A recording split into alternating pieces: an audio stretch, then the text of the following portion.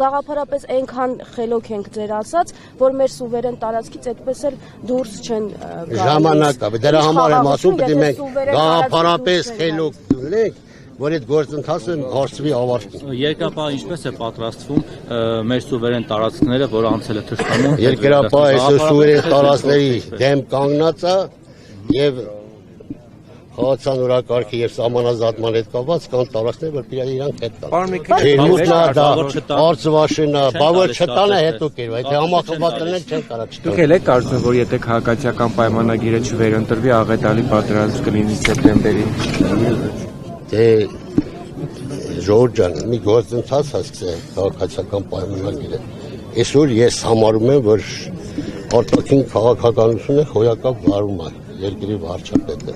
Եվ մենք այսօր չեմ ուզում ստե բոլորը առաջացան ուրիշ ինչ ճանապարհ ունեն գնալու։ Այս նույն բաները անգլիացիք, որ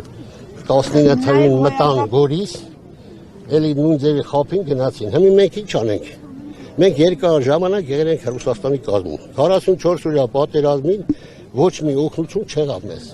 Ոչ մի օգնություն, լինելով հապկանտամ, դաշնակից պետություն։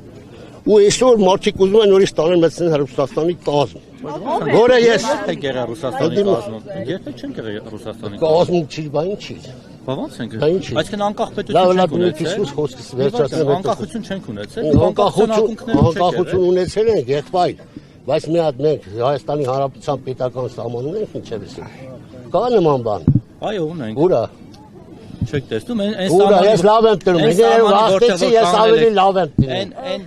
սահմանի, որտեղ որ դուք կանած եք պետական սահման, չի։